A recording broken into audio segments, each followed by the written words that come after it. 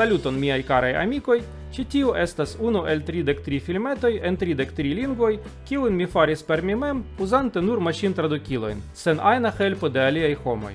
Antaŭ 13 jaroj mi konis nur 3 lingvojn: rusan, anglan kaj ukrainan. Tiam mi komencis disvolvi mian propran metodon por lerni fremdajn lingvojn, kiun mi nomas Dobrolin.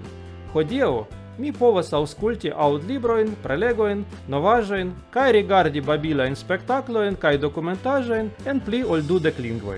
Mi bezonis 15 jarojn por lerni aŭskulti mian unuan fremdan lingvon, la anglan.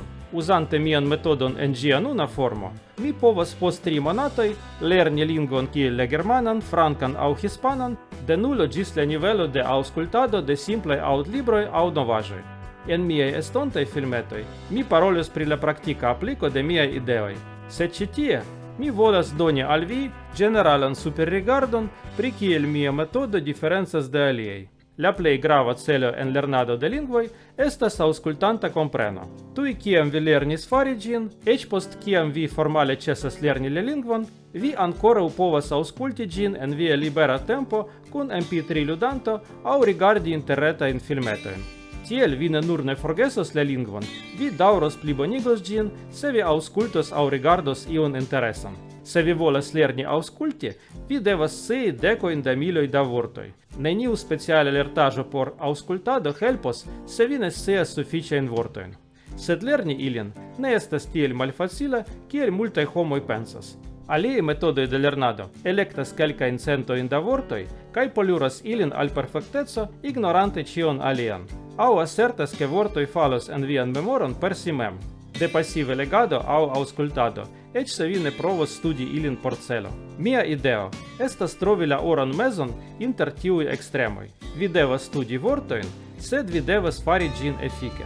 Vi devas lerni ilin sufiĉe bone por aŭskulti, sed vi ne povas permesi al vi la lukson perdi tro multe da tempo pri ĉiu vorto. Kiam vi ne povas kompreni la parolitan lingvon, ekzistas du eblaj kialoj. Ĉu via vorto-trezoro estas tro malgranda, aŭ via aŭskultanta sperto ne sufiĉas. En la unua kazo, vi devas legi kaj lerni pli da vortoj. En la dua, vi devas aŭskulti pli. Por distingi unu kazon de la alia, mi inventis parametro, kiun mi nomis vopono, vortoj por nekonata, kiu bazas en la procento de nekonataj vortoj en la teksto. Komence lerni lingvon, mia vopono kutime estas inter 2 kaj 5. Kiam ĝi atingas nivelon inter 50 kaj 70, mi komencas aŭskulti miajn unuajn tekstojn. Vopono ankaŭ tenas min motivita, ĉar en iu momento mi povas kontroli, ĉu mi progresas en mia lernado.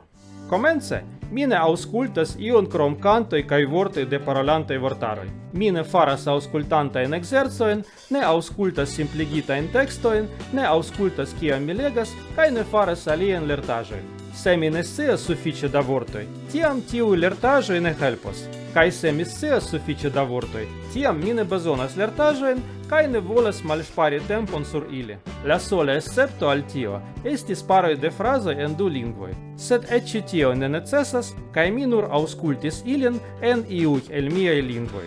Enuigaj informoj estas multe pli malfacile memori. La ŝlosilo al mia metodo estas legi verajn interesajn tekstojn kaj lerni vortojn de ili. La tekstoj povas esti io ajn vi volas: libroj, gazetoj, kantoj, sciencaj dokumentoj, eĉ sociaj komunikiloj, ĉio kio interesas vin persone.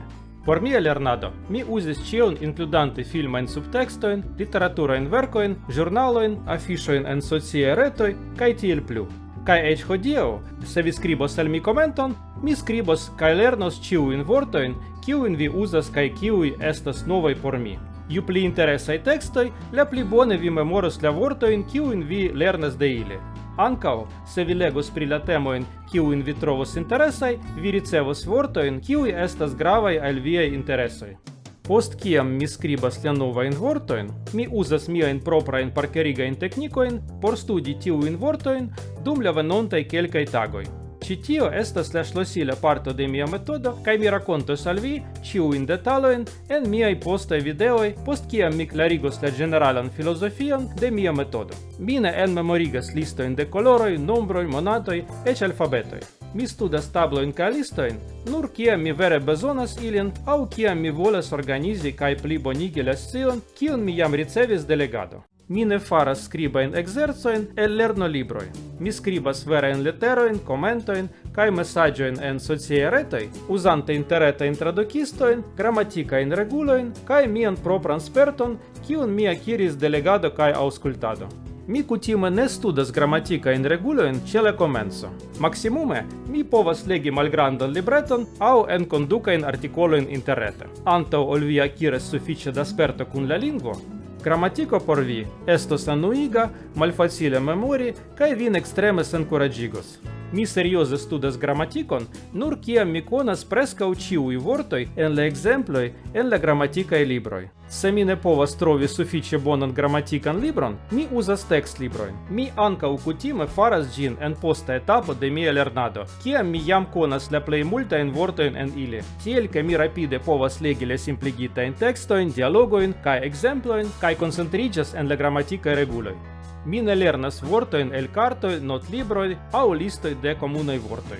Ĉiuj vortoj, kiun mi bezonas scii, povas esti enmemoritaj kaj konservataj en memoro per legado aŭ aŭskultado de reale interesaj informoj. Mi ne konservas listojn de vortoj, kiujn mi iam skribis kaj studis. Se mi komprenas la signifon de vorto dum legado, tiam per difino mi scias ĝin. Se mi ne komprenas la signifon de vorto, mi ne scias ĝin, eĉ se mi ofte studis ĝin. En ĉi tiu kazo, mi skribas ĝin kaj studas ĝin denove. Homoj ofte imagas, ke la vorto, sur kiu ili iam pasis tempon, ŝuldas al ili ion por siaj penoj. Kaj eĉ se ili forgesis ĝin, ili neniam devus provi lerni ĝin denove. Ĉi tiu sinteno estas tre malĝusta, ĉar kelkaj vortoj, ofte tre gravaj vortoj, kiel pronomoj kaj prepozicioj, devas esti enmemorigitaj multajn fojojn. Mi ne lernas dialogojn. En realaj konversacioj, via kapablo kompreni aliajn homojn kaj improvizi, surbazo de havado de ampleksa vortotrezoro, estas pli grava ol la kapablo paroli en perfekte enmemorigitaj frazoj.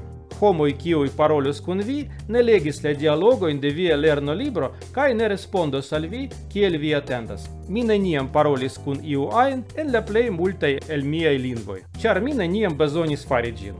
Sed mi regule uzas ĉiujn miajn lingvojn por legi kaj aŭskulti, pligante mian vortotrezoron. Kaj se mi bezonas paroli ilin, mi facile lernos frazojn kaj vortojn, kiujn mi bezonas por miaj unuaj konversacioj. Gravas, ke mi komprenos, kion homoj diras al mi, kaj ke mi havas sufiĉan pasivan vortprovizon, kiu fariĝos aktiva, se mi komencos uzi ĝin.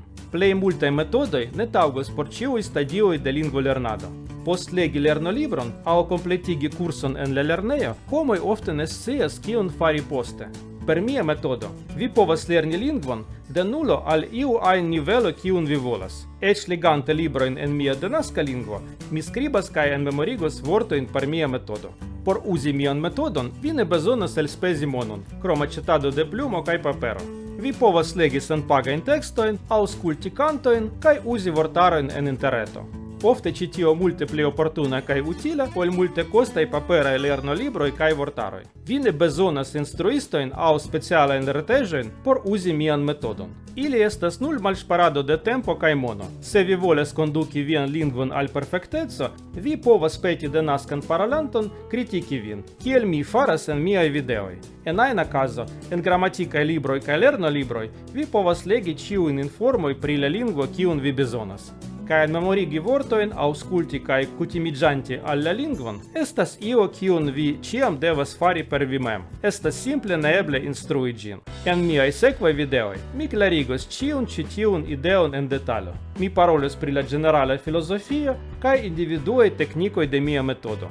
Dankon pro aŭskultado, bonvolu aboni al mia kanalo kaj skribi viajn komentojn.